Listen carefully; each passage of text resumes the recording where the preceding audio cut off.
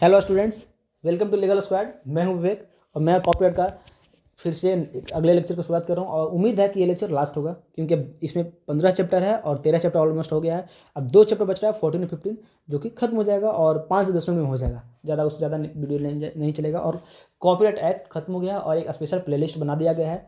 और आप लोग देखिए, अगर आप फिर नए हैं इस चैनल पर तो चाहे प्लेलिस्ट को देखिए और जुड़े रहिए। और लॉ से रिलेटेड सारा का सारा मैटर को मिलेगा, constitutional law, jurisprudence, tort, evidence, जितना भी मतलब न्यू लॉज वगैरह बीएनएस आ गया, बीएनएसएस आ गया, आईपीसी आया है। कॉपीराइट में इंटेलेक्चुअल प्रॉपर्टी एक्ट में ही 7 लॉज है, वो डील करवाऊंगा। ठीक है, tort administration section wise bare act के अकॉर्डिंग चलेगा सब कुछ। ठीक है, तो उम्मीद है कि आप लोग जुड़े रहिए और पढ़ते रहिए। और कुछ भी सजेशंस कोई प्रॉब्लम हो तो आप कमेंट बॉक्स में ड्रॉप कर सकते हैं। चलो, तो आज मैं शुरुआत कर रहा हूँ chapter 14 of the copyright act 1957। ठीक है, इसमें देखना अपील्स। तो अगर कॉपीराइट से डिस्प्यूट कोई एराइज होता है तो उस डिस्प्यूट को लेकर कहाँ जाएंगे हम लोग? कॉपीराइट ऑफिस में जाएंगे, कोर्ट में जाएंगे, ठीक है, अपीलेट बोर्ड में जाएंगे। ठीक है, तो अपीलेट बोर्ड डिसीजन के बाद जब डिसीजन आ जाएगा तो उस डिसीजन को लेकर हम लोग अपील कहाँ करेंगे? तो अपीलेट पहली बात देखो, सेकेंडरी अपील्स क्या है, सेक्शन 21 में देखना। ठीक है, appeals against certain order of mistake. अगर जेम यहाँ पर मैं पिछले लेक्चर नहीं बताऊँ, आप याद करो, अगर याद नहीं हो तो आप फिर से आप पिछले लेक्चर को देखो। कॉपीराइट से रिलेटेड जो भी डिस्प्यूट होगा वो judicial magistrate first class administrator का कोई मजिस्ट्रेट नहीं देखेगा। Note court inferior to the जेम फर्स्ट क्लास और मेट्रोपॉलिटन मजिस्ट्रेट भी है, बट BNSS 2023 में मेट्रोपॉलिटन मजिस्ट्रेट को कैंसिल कर दिया गया है। अब उसका कोई रिलेवेंसी रहा नहीं, तो आप सीधे याद रखना judicial magistrate first class means JMFC। ठीक है, magistrate of the first class administrator का कोई भी कोर्ट नहीं देखेगा। तो अगर उस फर्स्ट क्लास से कोई डिसीजन आया और जो भी पर्सन एग्रीव्ड है, जो कि पर्सन उससे जुड़ा हुआ है, अगर उसे लग रहा है कि नहीं, वो मतलब कि नॉट सेटिस्फाइड द जजमेंट, तो क्या करेगा? तो with in the 30 days of that order, ठीक है, 30 डेज के अंदर क्या करेगा? वो अपील करेगा। ठीक है, उसके बाद सुप्रीरियर कोर्ट में, अपीलेट कोर्ट जो भी हो उसका जुरिसडिक्शन के अकॉर्डिंग। चलो, सेक्शन 72, तो अपील का टाइम पीरियड है क्या है यहाँ पे? लिमिटेशन एक्ट अप्लाई हो रहा है, याद रखना 30 डेज का है, 30 डेज के अंदर ही करना होता है। ठीक है, 30 डेज कब से काउंट करेगा? तो जिस दिन वो उसका जजमेंट जो है आया है। सेक्शन 72 देखना, appeal against order of registrar of copyright and appellate board. अगर जो रजिस्ट्रार ऑफ कॉपीराइट देखो, एक कॉपीराइट ऑफिस होता है, कितने अच्छे से पढ़ाया हूँ, अगर आप देख रहे होंगे सारा लेक्चर और रिविजन कर रहे होंगे तो कितना मज़ा आ रहा होगा। ठीक है, सारा कुछ माइंड में आपका एक और रिकॉल हो रहा होगा। एक कॉपीराइट ऑफिस होता है, उसमें एक रजिस्ट्रार बैठता है, उसका काम, उसके नीचे 2-3 डेप्यूटी रजिस्ट्रार भी होता है। उसका काम क्या है? तो कॉपीराइट को रजिस्टर करना होता है, वहाँ एक रजिस्टर होता है, उसमें एक एंट्री होता है। ठीक है, अगर उसमें एंट्री करना होता है, अगर एंट्री में कुछ गड़बड़ हो गया है तो उसमें करेक्शन भी होता है। अगर गलत तरीके से उसमें एंट्री करवा ले तो आप पे पेनल्टी भी लगेगा, है ना? ये सारा कुछ इसमें जुड़ा हुआ है।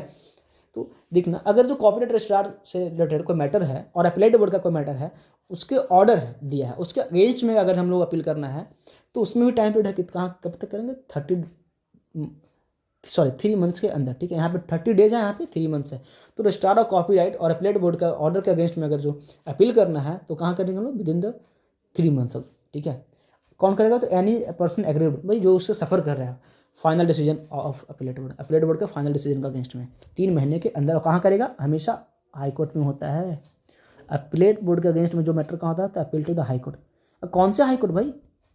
तो जिस स्टेट का मैटर है उस स्टेट से रिलेटेड हाई कोर्ट में, है ना? ऐसा थोड़ी ना कि वो अगर कोई मैटर है, दिल्ली का मैटर है, तो क्या मतलब कि आप करोगे चंडीगढ़ हाईकोर्ट में कर दोगे? क्या राजस्थान हाईकोर्ट, जोधपुर हाईकोर्ट में कर दोगे?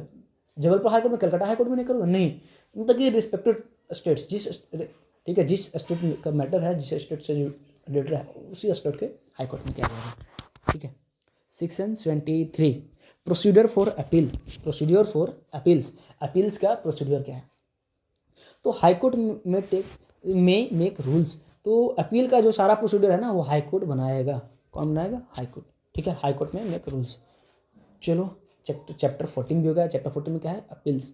अपील्स क्या होता है भाई? कोई कोर्ट का जो, भाई कॉपीराइट का मैटर से जो डिस्प्यूट से रिलेटेड कौन सा कोर्ट देखता है? तो डिस्ट्रिक्ट कोर्ट का जुरिसडिक्शन होता है वहाँ पे।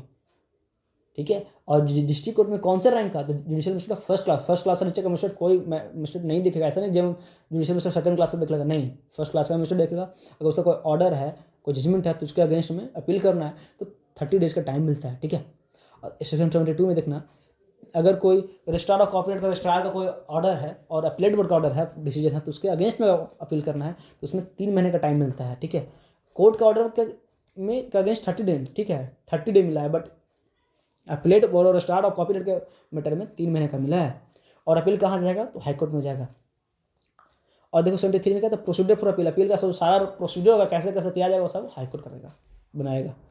चलो चैप्टर 15 है, तो चैप्टर 15 है क्या, तो मिसलेनियस भाई जो भी कहीं ना है उसमें डाल दिया गया है।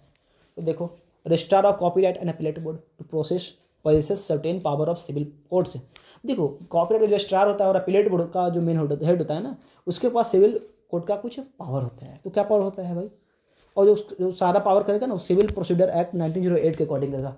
देखो कॉपीराइट क्या एक सब्सटैंटिव लॉ है, प्रोसीजर थोड़ी ना है, तो इसमें राइट वगैरह दिया गया है। तो जो प्रोसीजर है ना वो सीपीसी के अकॉर्डिंग ही कवर होगा, सीपीसी 1908 के। तो बताओ जो कॉपीराइट का रजिस्ट्रार होता है उसके पास सिविल पावर होता है, सिविल कोर्ट के जैसा। कैसा, तो वो समन कर सकता है, डिस्कवरी के लिए रिक्वायर कर कोई डॉक्यूमेंट खोज सकता है, रिसीविंग एनी एविडेंस को ले सकता है, कमीशन इशू कर सकता है चेक करने के लिए, इन्वेस्टिगेट करने के लिए, कोई पब्लिक रिकॉर्ड को मांग सकता है, रिक्विजिट कर सकता है, डिमांड कर सकता है, या कोई भी और भी एक्स्ट्रा मैटर है उसको लेकर कर सकता है। तो ठीक है, तो कॉपीराइट का रजिस्ट्रार के पास कैसा पावर है, तो सिविल कोर्ट का जैसा पावर है, याद रखना। अपीलेट बोर्ड के पास कैसा पावर है, तो power of the civil court जैसा होता है। वो अपना पावर किसके अकॉर्डिंग करेगा, तो code of civil procedure CPC के अकॉर्डिंग काम करेगा। ठीक है, उससे क्या पावर था, सम्मान करना, डॉक्यूमेंट को डिस्कवरी करवाना, कोई भी एविडेंस को रिसीव करना, एफिडेविट पे कमीशन इशू करना, एग्जामिनेशन ऑफ विटनेस के लिए, डॉक्यूमेंट खोजने के लिए, रिक्विजिट करना कोई पब्लिक डॉक्यूमेंट को, रिकॉर्ड को। ठीक है, किसी भी मैटर को से रिलेटेड मैटर को देखना। चलो सेक्शन 25 देख लेना, order for payment of money pass by registrar of copyright and appellate board to be execute by decree. भाई जो पैसा और पेमेंट के लिए मैटर करता है वो सब कौन डिसाइड करता है, हाईकोर्ट करता है। ठीक है, हाईकोर्ट की नहीं appeal against any such order, वो सब पेमेंट ऑफ मनी देना होता है ना। और डिग्री ऑफ सिविल कोर्ट, उस जो सारा डिसीजन होता है वो सिविल कोर्ट के डिग्री के जैसा होता है। सेक्शन 76 देखना, protection of action taken in good faith है। गुड फेथ में अगर कोई एक्शन लिया गया है, ठीक है, तो उस पर कोई सूट नहीं है, कोई ऐसा नहीं कि सिविल सूट करोगे। तो नो सिविल सूट और other legal proceeding shall lie against any person in respect of anything which is in good faith done. कोई गुड फेथ में हुआ है जिसमें कोई बोनाफाइड इंटेंशन, मेलाफाइड इंटेंशन नहीं है, तो उसमें कोई लीगल प्रोसीडिंग नहीं आएगा। 77 देखना, तो certain person to be public servant. तो पब्लिक सर्वेंट होता क्या कौन है, तो भाई जो section 21 of the Indian penal code IPC के अंदर, तो आईपीसी तो है नहीं, देखना बीएनएस में। तो जो बीएनएस वगैरह में जो मेन पॉइंट ऑफ व्यू से पब्लिक सर्वेंट वगैरह होता है ना, उसी को इसमें मान लिया जाता है। 78 क्या है, तो पावर टू मेक रूल्स। तो बताओ कॉपीराइट एक्ट से रिलेटेड रूल बनाने के पावर किसके पास है, सेंट्रल गवर्नमेंट के पास है। कौन, सेंट्रल गवर्नमेंट के पास। और रूल बनाएगा तो कहाँ पब्लिश करेगा, नोटिफिकेशन देगा, तो ऑफिशियल गैजेट में, अपने ऑफिशियल वेबसाइट पे। ठीक है, तो फॉर्म बनाएगा, प्रोसीड्यूर बनाएगा, फॉर्म बनाएगा, कैसे इसका मैनर है। ठीक है, ये सब सारा रिलेटेड है, आप देख लेना एक बार, कोई ज़्यादा इंपॉर्टेंस है नहीं। सेक्शन 79 देखना, repeal savings and transitional provision. भाई इस एक एक्ट कब लागू होगा, इसको कैसे रिपील करना है। ये देखो रियली में जो कॉपीराइट का हिस्ट्री है ना इंडियन हिस्ट्री में 1911 से है, उससे भी पहले 1873 से है। ठीक है, तो 1873, 1873 में, 1911 में, ये सब इंडिया जो के पास जो सॉवरेनिटी आया ना 1977 के बाद आया ना, 77 से आया है। उसके पहले सब ब्रिटिश पार्लियामेंट के अकॉर्डिंग चलता था। ठीक है,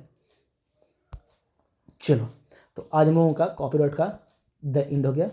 very very thank you to all of you जुड़े रहने के लिए, देखने के लिए। ठीक है, चलो अब मैं कुछ स्टडी बता दूँ कि इस कॉपीराइट के बाद क्या करने वाला हूँ। ठीक है, इस कॉपीराइट के बाद मैं जो स्टूडेंट्स स्टार्ट करूँगा, क्या जो स्टूडेंट्स रेगुलर में वीडियो डालूंगा। ठीक है, और फिर टॉट रहेगा, admin law means administrative law. ठीक है, एडमिनिस्ट्रेटिव लॉ। ठीक है, और public international law, public international law. ये जो 4 सब्जेक्ट है ना, सबसे पहले फोकस इस 4 सब्जेक्ट पर रहेगा। और इस चैनल पे each and everything that is related to the law, ठीक है, जो लॉ से जुड़ा हुआ है, सारा सब्जेक्ट, सारे लीगल सोर्स वगैरह जो भी होगा लीगल अफेयर्स के बारे में। और मैं स्टार्ट करने जा रहा हूँ अपकमिंग डेज में, ये आपका डेली के डेली जो सुप्रीम कोर्ट का जजमेंट होता है उसमें अपडेट करवाने का। ठीक है, शॉर्ट्स के फॉर्म में, वीडियो फॉर्म में, जो भी होगा मैं एक्सप्लेन करने के लिए करने के लिए कोशिश करूँगा। और उम्मीद है कि आप लोग इससे जुड़े रहें। अगर अच्छा खराब जो भी लगे, बुरा लगे, आप कमेंट में कोई भी सजेशन हो तो कर सकते हैं। ठीक है, उसके लिए वेलकम है। मिलते हैं, जुड़े रहने के लिए thank you, very very thank you to all of you. जय हिंद।